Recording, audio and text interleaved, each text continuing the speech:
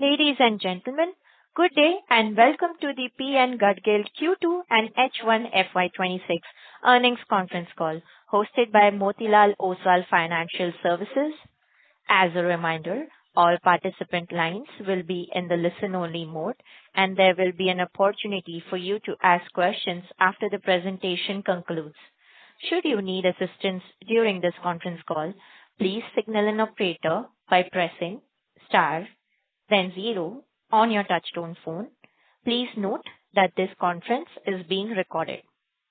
I now hand the conference over to Mr. Naveen Trivedi from Motilal Oswal Financial Services. Thank you, and over to you, sir. Yeah, hi. Good afternoon, everyone. On behalf of Motilal Oswal, I'm Naveen Trivedi. Would like to welcome you all to the P.N. Gadgil Jewellers Q2FY26 earnings conference call. From the management today, we have represented by Mr. Saurabh Gadgil, Chairman and Managing Director, Mr. Firodia, Full-Time Director and CFO. And now I would now hand over the call to the management for the opening remarks. Over to you, Saurabh. Yeah. Thank you, Naveen. Good afternoon, everyone. And thank you for joining us today for the P.N. Gadgil Jewellers Q2 FY26 earnings call. I hope all of you had the opportunity to go through our financial results, press releases, and investor presentation, which are also available on the stock exchanges as well as on the company website. This quarter, gold prices continued their upward trajectory, rising over 50% year over year and in high teens on a quarter-over-quarter basis. Despite this sharp increase, consumer sentiments remained highly encouraging. The initial momentum was steady and gained strong traction as the early festive season began, with Navratri providing the perfect finishing touch to end the quarter on a high note. We launched 8 exclusive stores during the quarter, 5 company-owned COCO stores and 3 franchisee-owned COCO outlets, taking a total store count to 63 at the end of Q2. This quarter also marks a significant milestone in our expansion journey, as in line with our communication last quarter, we successfully entered new markets beyond the western region, opening stores in Indore, Madhya Pradesh, and Lucknow and Kanpur in Uttar Pradesh.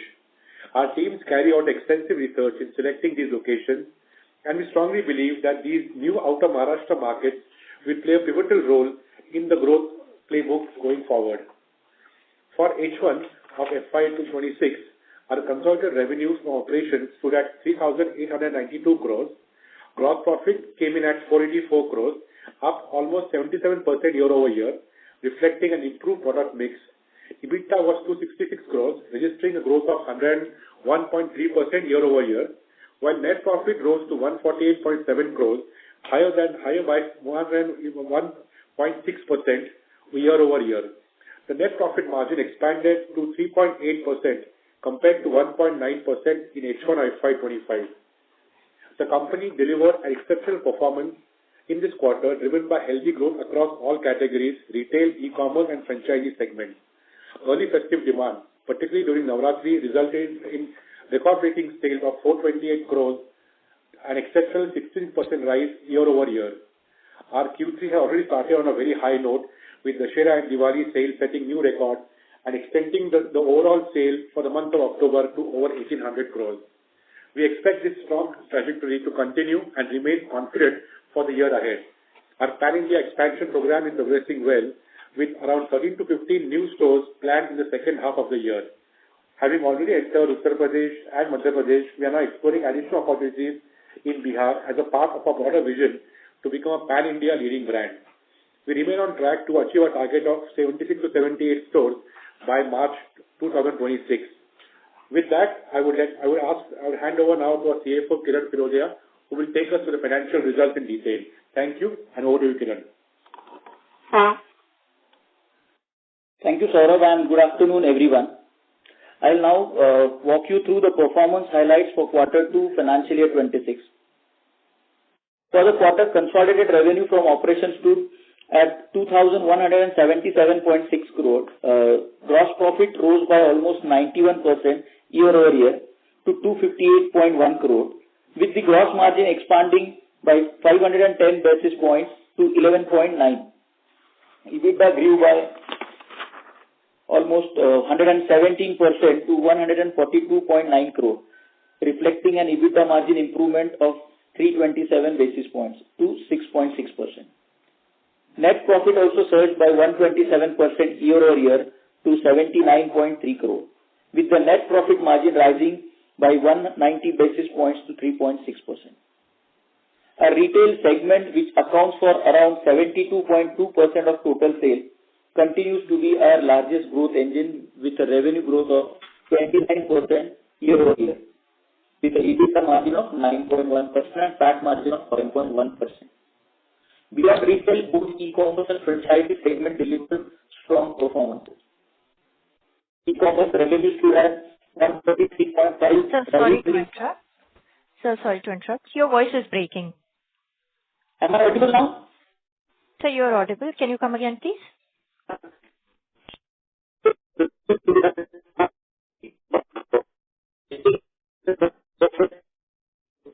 Sir, please hold on. Let me reconnect you to the line. Ladies and gentlemen, please continue to hold on. We are reconnecting to the management line. The line for management has been reconnected. Please go ahead, sir.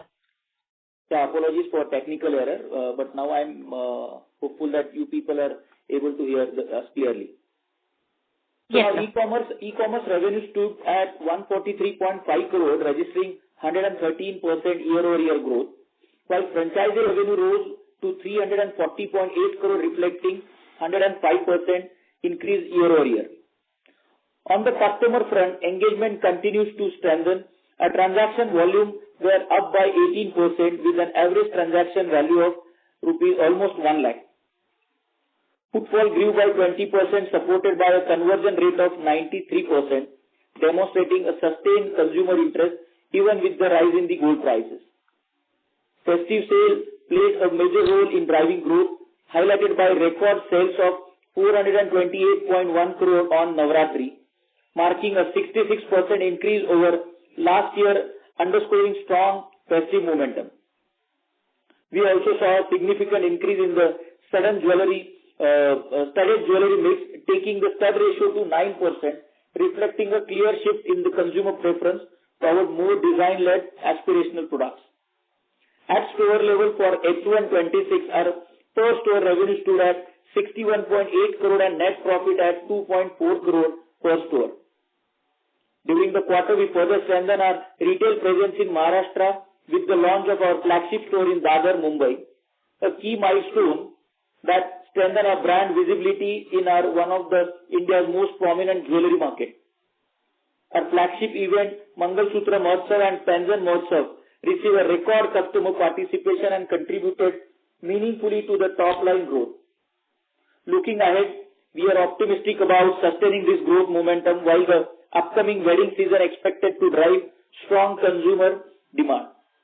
CRISIL has reaffirmed our long-term rating at CRISIL A positive and our short-term rating at CRISIL A1, underscoring our strong financial discipline and prudent capital management. In summary, Q2 financial year 26 marks another quarter of robust and broad-based performance with strong early festive momentum, healthy margins, and expanding geographic reach, reaffirming our position as one of India's most trusted jewelry brands. That concludes the financial highlights for the quarter. We can now open the floor for questions. Thank you. Thank you, sir. We will now begin the question and answer session. Anyone who wishes to ask a question may press star and 1 on their touchtone telephone. If you wish to remove yourself from the question queue, you may press star and 2.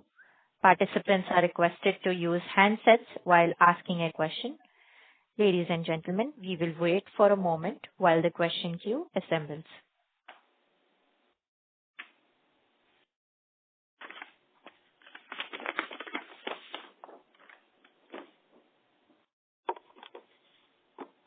The first question is from the line of Mr. Raj from Finvestors.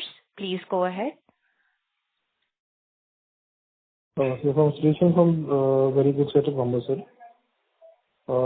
My question is, sir, now how is the adoption of gold jewelry as we have seen such a spike in gold prices in last 1 year?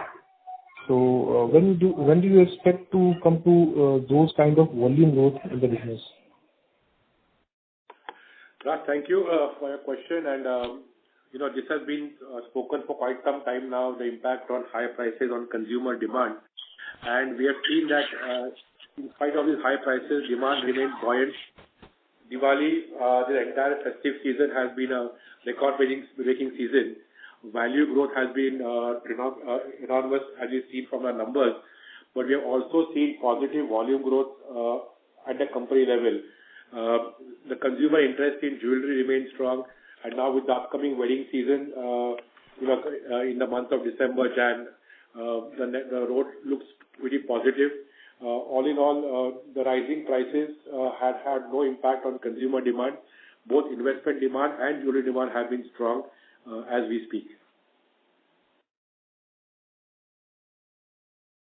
And just want a clarification from your side that when we compare this result with the last year results, so there is a revenue from the refinery. So till when it will come in the results, and I think so if you read the financials clearly, the revenue from refinery was up to 30th September 2024. So as after that, there has been no refinery the operation revenue accounted for. So for this, when you compare the H1 versus last H1, there has been no refinery business.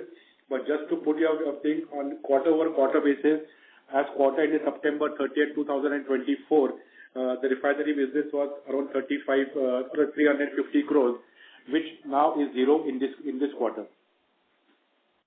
And what could be the PAT or EBITDA effect by excluding this business? Sorry?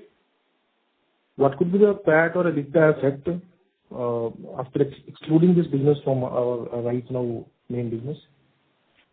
Yeah, so I think PAT, what we have posted currently for financial year 26 quarter 2 is 3.6%.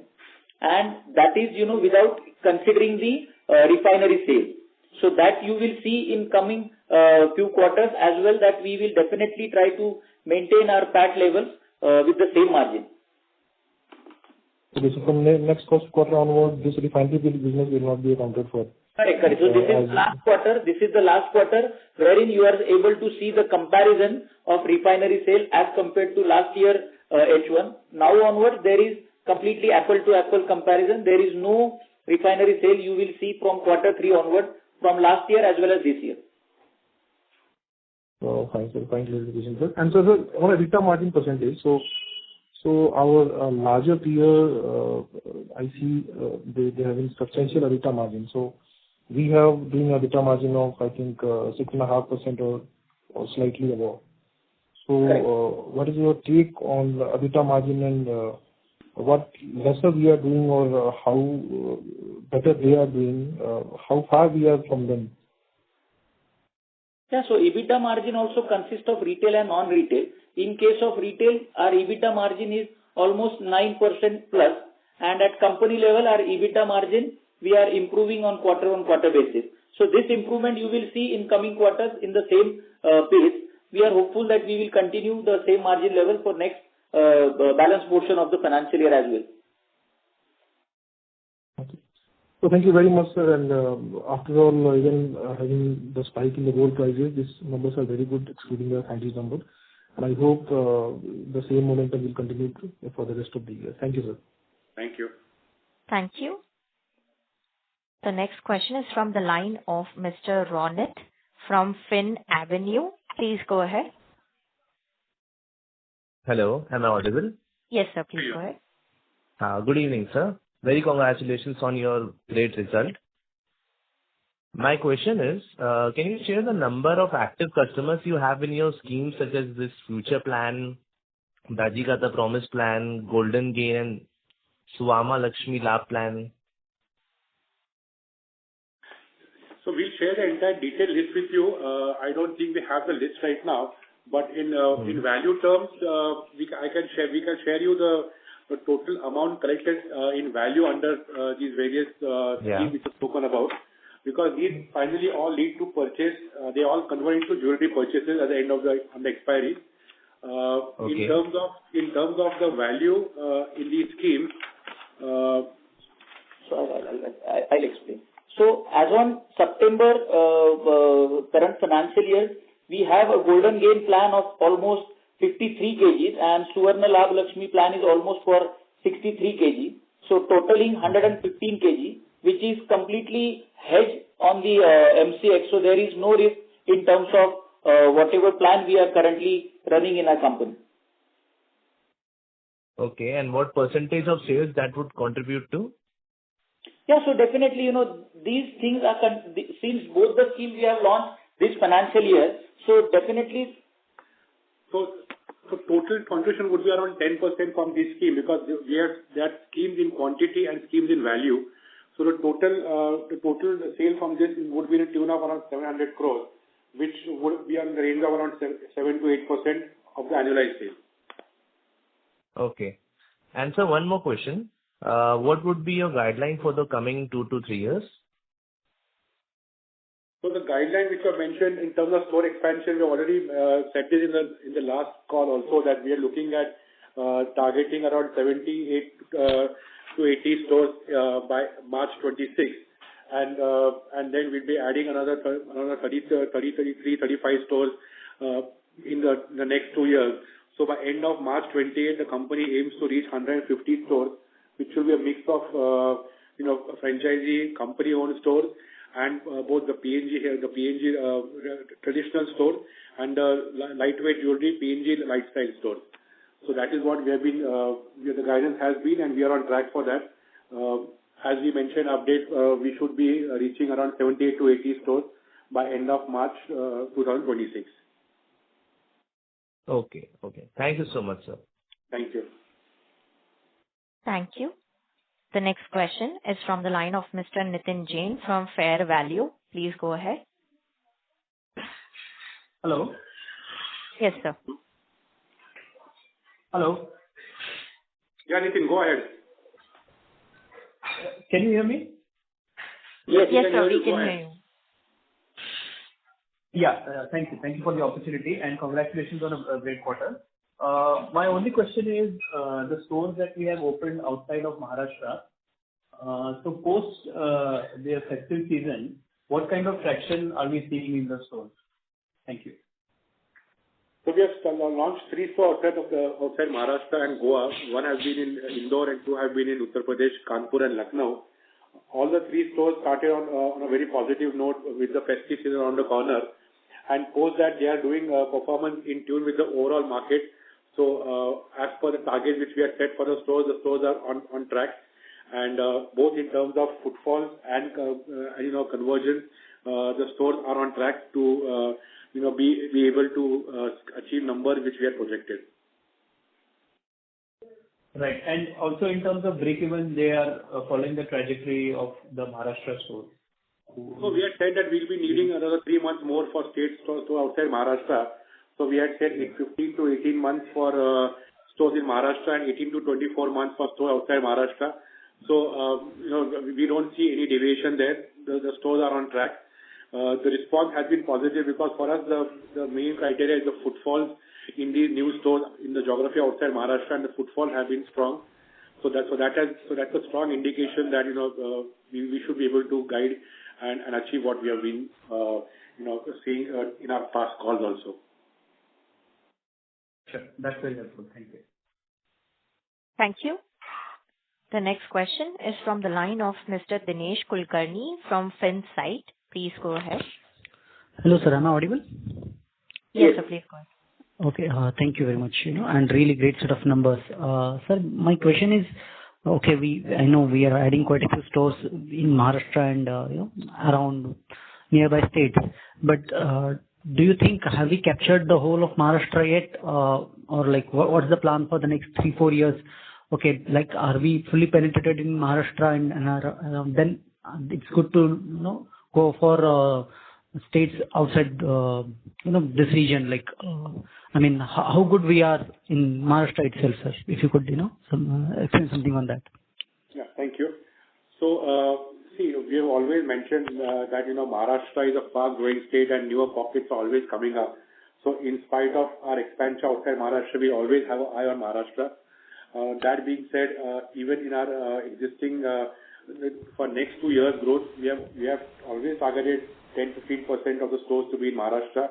So that means around 3 to 4 stores could be in the state of Maharashtra and the rest could be outside Maharashtra. Because like you rightly said, Maharashtra is a vast state and newer pockets are always coming up. So there's going to be always an eye on that. But right now we are well covered in Maharashtra. As far as PNG is concerned, as far as lifestyle by PNG is concerned, there is a lot of opportunity there because there are a lot of new markets where we have not launched lifestyle. So on lifestyle, we could see further, store launches in Maharashtra. For PNG, we see primarily we'll be looking at the neighboring states, the Central India region, as we have spoken.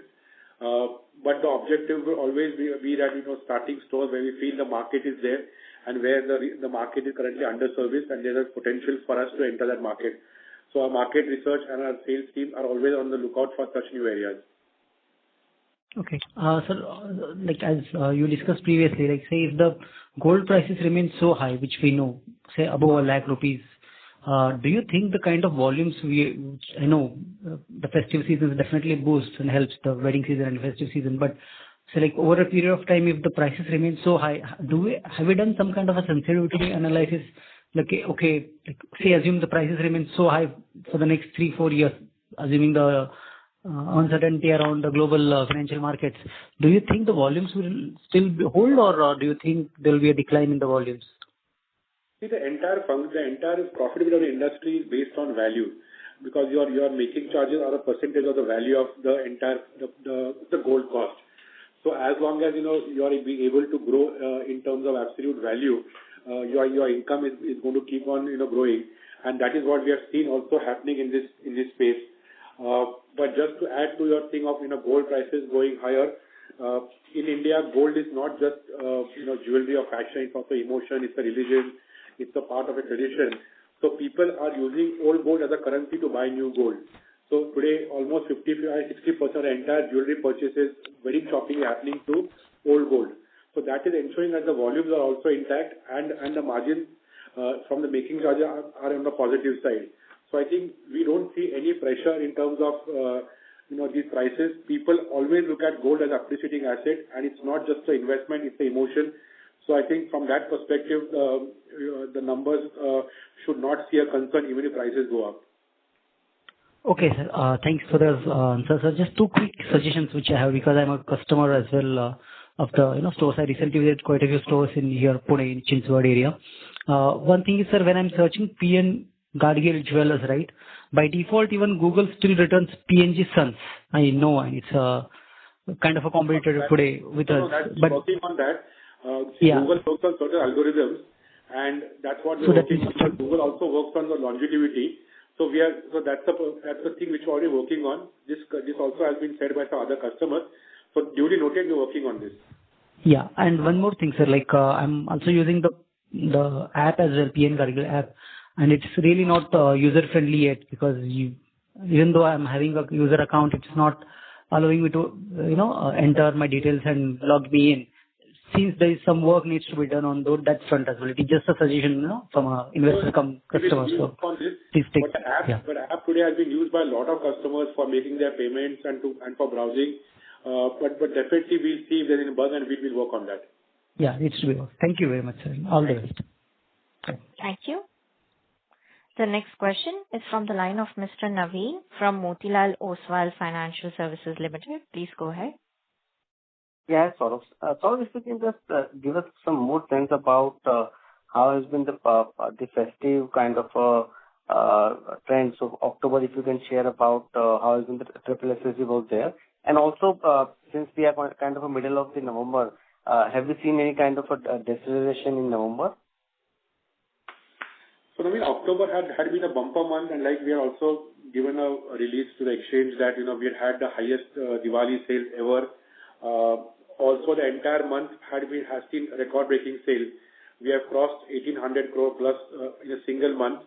Another highlight has been the strong support from the studded category, which has shown a very high increase, and the reinforcement of people's faith in gold as investment and as jewelry, both has been reinforced again during this time. In terms of post Diwali, there's always a little slowdown in the month of November, which we have seen. But markets, as prices are going up, markets have picked up. And even this month, the guidance for the quarter, I think we should be able to achieve that is what we feel right now, looking at the overall market sentiment. Silver has been doing exceptionally well. Has seen very, very good traction. So all the cylinders are firing, and I think that there shouldn't be any deviation from what we are projecting for the upcoming quarter and for the upcoming H2. So fair point. And with respect to our store opening guidance, are we revising any guidance, and how are you placing second half with respect to store expansion in Maharashtra and new states? So we stick to the same guidance. We had mentioned that we'll be touching around 78 to 80 stores as of March end 2026. Which will include a combination of PNG and Lifestyle and Coco and Foco. So we stick to the same guidance. I think both in terms of the expansion, in terms of the numbers, I don't think there is any deviation from what we have been speaking. So I think as of now, as we speak, the guidance remains the same. So our entry in MP and UP has been kind of targeted the top cities in those states. One, we should look for similar cities, more stores. You think that the top 5 cities of these states you will kind of look out for store expansion for this year and the next year sort of a time frame? So, both these states, or the 3 states, primarily MP, UP, and now adding Bihar to it, we are looking at adding more cities. So, as we speak in MP, we're looking at Bhopal, we're looking at Jabalpur, we're looking at Gwalior, Banaras, we're looking at this one, Prayagraj, and a couple of more cities. So, there's expansion in different cities, and also looking at more markets in the existing city. So, dedicatedly, we are doing market research, we're doing exhibitions in those places, getting a lot of inputs, market intelligence. But the plan would be to focus on states, and like we have spoken before, it will be a regional focus ploy, look at a particular region and be a player of dominance in that region. So we continue to stick to the same model. And the region where we have mentioned, the Central India belt, starting from MP, UP, Bihar, Chhattisgarh, Jharkhand up to Orissa and Delhi NCR is what will be in the focus for the next 2.5 years. Sure, Saurabh. Sure. And when I look at the other expenses side, certainly there is a kind of a big jump versus YOY, and even sequentially there is a big jump versus quarter one. Is it to do with new stores expansion where we had kind of a study on the new states, both Indore and Lucknow side? And how should we look at the run rate in the coming quarters? Yeah. So hi Naveen, Kiran this side. So other expenses, you are right. They are because of basically the advertisement cost that the media and all these things that we have already anticipated in the beginning, that when we are going ahead with the expansion, then this cost is definitely going to be on a higher side. So I think predominantly these are the costs. So how should Kiran, we should look at this number either as an absolute number for the second half or any percentage of sales? How should we look at this number to? What we are thinking is that it should not cross 1.25 to 1.50 of the 1.5% of the total revenue, the entire marketing spend. Okay, so that you're saying only for the marketing. I'm talking about the total other expenses, which this quarter is close to 5.1% of revenue. And if I look at the first half also, it's close to 4.95% sort of a number. So should we assume that this number will run as a percentage will maintain for the year, or you think that a lot of expenses were on front end and maybe the second half we may not see such kind of high expenses, right? No, Naveen, the thing is, whatever expenses we have booked for particular September up to September, there may be slightly incremental expenses because this H1 we have opened almost 11 stores, and we have a plan to open remaining 14 stores or probably additional 16 stores by H2. So you will see slightly incremental in the marketing spend. But Naveen, overall, like Kiran mentioned, the 1.2% of the total top line is what the marketing will be capped at. So there will not be any huge incremental hike in marketing also for the entire year. Sure. And my next question is on the gross margin side. So quarter one, we were close to 13% margin, and we are guiding that maybe this is a number which is kind of sustainable for coming quarters also. From that lens point of view, it is like 12% margin this quarter. Even on a YY basis, it is on a higher side. But when I look at the quarter one, it is slightly on a lower side. So how should we look at one second half number? And maybe on a medium term, how to look at this gross margin trend? See, as compared to quarter one versus quarter two, Naveen, this quarter two there is no major festival as such. So we have opened the new store. So more or less, our intention is to do the replenishment. We have to ensure that our stock level should be maintained at the same level. Now the real improvement you will see in quarter three. In quarter one also you will see there is only one festival, Akshaya Tritiya. So Gudi Padwa also shifted to last year. So, we are expecting that quarter three you will see as compared to quarter two, high margin improvement in the gross margin. Sure. So broadly, at a EBITDA level, close to 5.5 to 6% can we expect as a EBITDA margin for the year? Yeah, of course. At a company level, definitely. Sure. And anything on the other income side, like with this quarter, we have seen big jump in the other income side? Yeah, so other income, as I told you, it is basically our fixed deposit, which we have, done for the GML proper. So that FD interest that has been, captured. At the same time, there are, gain on the derivative instrument. That is also we have to book because, that discount we have captured at the other expense, but the gain we have to, account for in the other income. So that is the reason that has been shooted up. So part of the other income will be sustainable? Yeah, of course. And then how much we should kind of Naveen, the thing is, my total fixed deposit with the bank is roughly 750 crores. So on that, I am, having my fixed deposit at 7.5%. So that you will see on a continuous basis. Only thing is, we have to account for as and when on a quarter-on-quarter basis. Okay, so broadly, I think around 50 crore other income will be there from fixed deposit side. Is that understanding, guys? Correct. For the whole year. Yeah. For the whole year. For the whole year. Yeah. There can be lumpy on a quarterly basis, but at an annual level can be 55 crore sort of a number. That's right. Sure, that's all from my line. I will be in the queue again. Thank you. The next question is from the line of Mr. Aditya Agarwal from Fin Avenue. Please go ahead. Good afternoon, sir. Am I audible? Yeah, good afternoon. Sir, Go ahead. Sir, I just wanted to know our guidance towards stud ratio. Like as of now, we are having a stud ratio near to 9 or 10%, whereas leading players such as Titan and Kalyan are having a stud margin ratio of near around 20 to 25%. So do we have any plans to increase stud ratio from here on in next 2 to 3 years? And if yes, can you please guide on the same? Yeah, definitely stud ratio has been an increase, as we have spoken before also, that we started with 5 years ago with almost a zero stud ratio, which today is around 10% on a grown volume. The company aims to reach 12-13% in the next 2 years, and that has always been the focus. We have recently also launched Polki and Kundan jewelry, which is another addition to the stud category.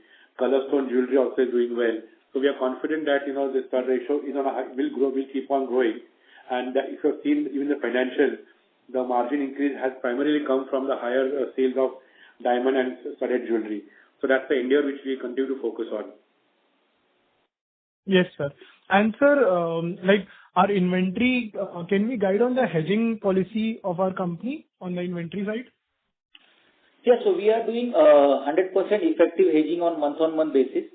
So that's the same thing we are keeping continue for last almost 9 months after the IPO. And sir, so whenever gold is sold from our stores, so hedging losses we book in that current quarter only in the P&L statement? Yes. Okay, sir. Thank you so much. Thank you. The next question is from the line of Mr. Rajiv from Novama. Please go ahead. Mr. Rajiv, are you on the line? Yeah. Good afternoon, sir. Thanks for the opportunity. So on the hedging part, are we completely hedged on silver side as well? Yeah. So silver side, during the festive season only, we are keeping our position hedged. Otherwise, we are using the replenishment model for silver. Okay. And I mean, you made a comment that in other income there is a gain on FX. Ideally, there should be a loss because of the hedging part, right? No. The thing is, we have launched the scheme in the month of September that you can book the metal by paying 50%, and at the time of festive day, you can buy the product at the lower price or the market price, whichever is lower. So exclusively for that purpose, we have taken the forward cover. Okay. Got it. So only for that purpose we are having the gain, because ultimately whenever you are launching any scheme, you have received the advance and that is fixed order. So I have to hedge it. Sure. And if you can call out what is the SSG on a YOY basis, and it's a request if you can publish that number also in the presentation. Yeah. So year over year, if you see then the SSSG in terms of volume is more or less same, but quarter over quarter there is 29% growth in the SSSG. Why I am saying year over year there is no improvement in the volume, but yes, value wise there is slightly growth. The main reason for that is the number of stores. For H1 we have 39 stores last year, and this year H1 we have almost 63 stores. So 24 new stores have been added to the kitty. So now, as we mentioned in the IPO, so that we require minimum 15 to 18 months if the store is in Maharashtra to reach to break even, and then slowly this store will definitely improve in the adding to the bottom line. So you will see eventually in the coming quarter the improvement in the SSSG for the store which we open after IPO. The question was the stores which you had at the end of Q2FY25, which is, let's say, 28 COCO stores. How did they do on a YOY basis? And let's say removing the addition which you had over the last 12 months. So as I told you that as we publish the data, quarter over quarter there is a growth of 29% in terms of value. Okay. And yeah, got that. And also on the working capital side, the payable number, which in every quarter basically swells up. How do we think about that in the subsequent months? Hello, you are not audible, Rajiv. Can you repeat your question, please? Yeah. So I'm talking on the working capital side. So the payable number, I think it's close to, it's again elevated in this quarter, right? Which usually in the March and again drops. So how should we think about that? Because your working capital requirement from the payables, would have been higher if not for the payable gains which you had during the first half. Yeah. So your question is very valid, Rajiv. The thing is, since we are closing on 30th September and we have to gear up since Dasara is on 2nd of October and plus the festival season also in the month of October. So yes, there is slightly improvement in the payables on 30th September, but because after the festival, whatever the credit days we have already cleared entire payment cycle. Okay. Just one clarification. So I remember at the time of the IPO, typical store required, I think 52 crores in terms of investment. Considering that the gold price has seen the kind of rise, what is the, let's say, capital employed per store you're looking for now for incremental, let's say, 3,000 square feet store? Yeah. So now last year when we have done the presentation, that time we have anticipated that 33 to 34 crore of the investment with the store size of 3,500 to 4,000 square feet. Now that because of the incremental in the gold prices, that minimum investment is around 45 crore and the capex is roughly 2 crore. So around in between 47 to 50 crore is the amount that need to be infused for opening of new store. Got it. That's all from my side. Thanks a lot for all this. Thank you. The next question is from the line of Mr. Utkarsh from BOB Capital Markets Limited. Please go ahead. Yeah. Hi, good afternoon, sir. Sir, I just need a clarification on 2 points. First, on the store opening guidance front, so you have mentioned that we are looking forward to open 78 to 80 stores by March 26. So just wanted to know how many PNG traditional stores we are looking to open in the second half of FY26, and how many it would be COCO and franchisee store in the second half. So see, as we opened one store on 1st October. So as we speak, we are at 64. We plan to add another 14 to 16 stores by in the coming 6 months before March end. Out of that, we have targeted that we should be looking at around 6 to 7 PNG stores, and around 7 to 8 lifestyle stores. So you can say 50-50. And again, out of this, 50% will be company and 50% should be franchisee. Okay. So if my understanding is correct, we were having 59 PNG traditional stores at the end of September. We have opened one store in October, so our total store count has gone up to 60, and we are looking forward to open another 7 stores, say in the remaining 5 months of FY26. Yeah, 7 to, see, franchisee may increase around 7 to 8 stores you can say for PNG. Okay, fine, sir. And sir, second clarification, I just wanted, what is our revenue growth and margin guidance for the second half of FY26, and how much revenue growth we have clocked for October month? Yeah, so Utkarsh, this is a good question because, the H1, which is, we haven't seen any major festival, only Akshay Tritiya, that is also super duper. But now this quarter, which is quarter 3, we have completed the month of October, which is Diwali as well as, Dussehra. And this entire month, October itself, we have completed the turnover of the entire quarter 1.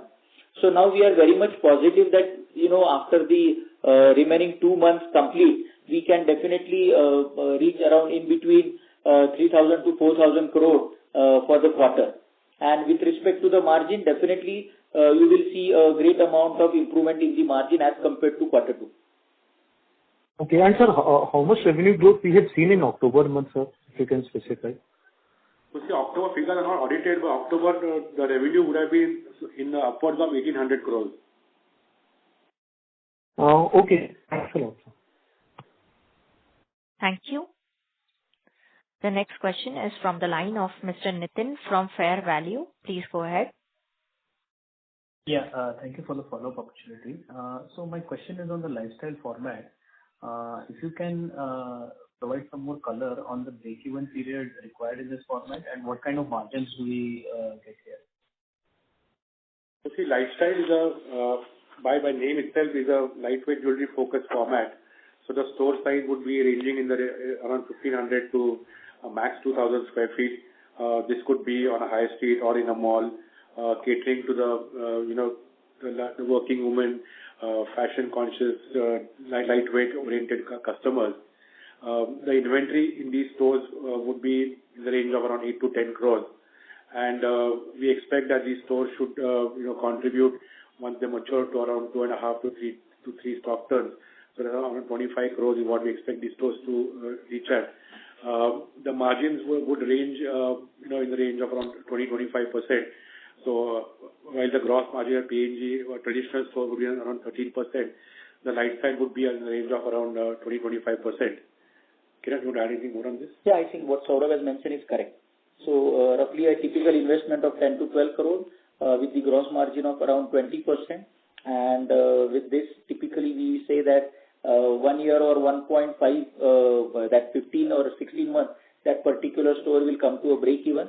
And that is, we are feeling that it's very healthy margins we observe because last entire 12 months we opened the 3 lifestyle stores.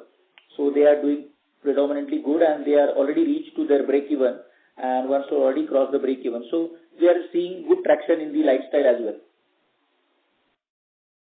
That is very helpful. Thank you. And my last question is on international expansion. So a lot of your peers are reporting good growth in Middle East as well as North America, specifically US. So do we also have any international expansion plans on the card? So we have mentioned during our plan for the year that we will be looking at adding a store in North America. Somewhere on the West Coast is what we are targeting right now, California, Seattle, where we already have a presence. So that is all on the cards right now, because we see a lot of more opportunity right now in the Indian market. So the company is focusing aggressively on the Indian growth. But yes, we'll be adding. We look at adding one store a year on the international front. Right now, looking at North America as a region. Right. Thank you, and all the best. Thank you. The next question is from the line of Mr. Lakshmi Narayanan from Tunga Investments. Please go ahead. Yeah, thank you. Just want to understand, you have been phenomenally successful in Maharashtra. As you actually expand into other geographies, which could be contiguous or even outside Maharashtra, like UP, etc. What are the activations? What are the things you do to actually attract footfalls? So you mentioned that the footfalls has been good. So want to understand what are you doing which makes you a trusted name in those states also? So it's a very important question, and that's something which is always on the mind of the company when we expand. So it's a series of things we do before we enter into market. We do market survey there, then we do exhibitions there. We do a lot of groundwork there in terms of creating relations, creating friends of brands. Once we are confident about launching a store, we do a lot of activities around there to spread awareness. We do branding campaigns. We do a lot of physical campaigns in terms of newspaper hoarding. Do a lot of online activities. Even when you are on the drive to recruit staff, we also try to get people from the relevant background, which also helps us to get a better understanding of customers. And having the right product at the store, the right merchandise, really helps us to be relevant to the people's requirements there. And I think the legacy we carry, the brand positioning we carry, that really is a very important pull factor when we go into those markets. So as you saw both in MP and UP, people come to us because they see we are a legacy brand, having deep understanding of the jewelry market, known for its values and trust. So this combination of all these things leads us to being able to generate that kind of footfall. And it's a very, very planned approach. We also try to estimate the footfalls per day, footfall per month, and then we try to compare that with what is actual. On that basis, we have said that we are kind of on track to be able to achieve what we had forecasted for these two regions. So typically, when I look at some of the other geographies, one of the pulling reasons could be some kind of a discount or some kind of reduced making charges, etc. Now, is that something which you actually look at it in those markets where you are? Of course, there are other large, maybe national chains, also regional chains are around. Do you actually reduce your making charges in those regions? Is that a way you actually look at it? See, making charges are never a factor which converts purchases. A customer may get 5 rupees off, but he has to still pay 95 rupees. So the brand, the design, and the service are the key elements, and that is what we believe in. Our discount can just be for a festive season or for an inaugural offer. Just to more of a respect for the customers and as an entry in the market. By the company, we always focus on the values more than the discount. Got it. And any thoughts on this lab-grown diamond? That is also in one side we hear a lot of noise around that. Does that anyway impact your sales of studded jewelry?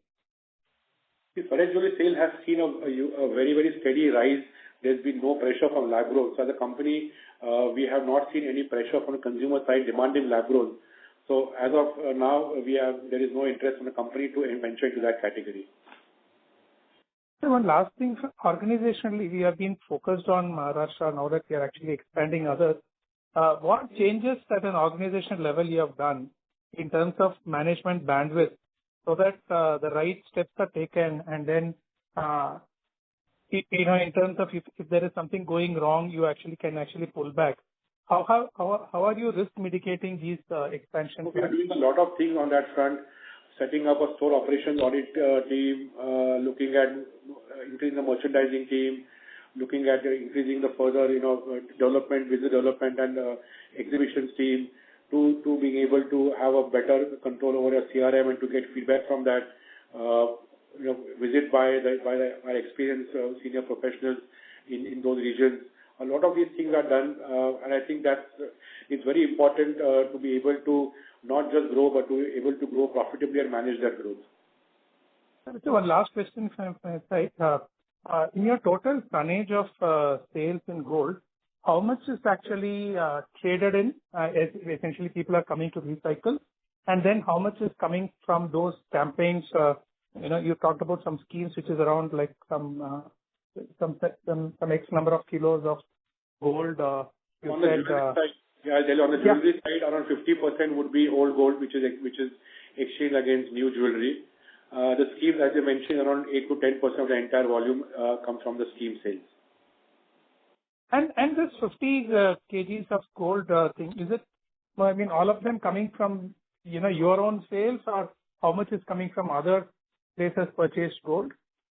So we do, as a company, we are very compliant on buying old gold. So without an invoice, we do not purchase old gold. So most of this is our own gold. But yes, definitely, if it's hallmark gold from from the market with a proper invoice, we also already accepted. But we have seen that 80% of our is still our own gold. And the customers who are actually doing this, a trade-in as well as these, though it is 60%, they may be also adding.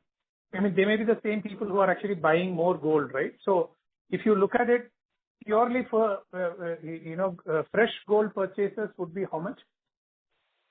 So that is what we always said before, that old gold is 50%, the balance is fresh purchases. And because being a legacy brand, almost 70% of our customers are already people who are a part of the PNG family. So the cost of acquiring new customers for us is very low because we are able to have a huge database of our existing customers. Yeah. Thank you so much, sir. This is very helpful. Thank you. The next question is from the line of Mr. Ronit from Fin Avenue. Please go ahead. Hello. Yeah, Ronit. Am I audible? Yeah, you're audible. Go ahead. Sir, how much revenue is from gold, silver, and sale of diamond? Could you bifurcate on that, please? Sure. So roughly, like you did 2,128 crore of revenue this quarter. Yeah. So you want a quarter-wise, quarter-on-quarter, or how you want? For this quarter, what's the bifurcation? How much is from gold? How much is from silver, sale of silver, and how much is from sale of diamond? Yeah. So when I see my total 100% revenue, it almost 85% is coming from gold, and 10% is coming from silver, and remaining 5% is coming from diamonds.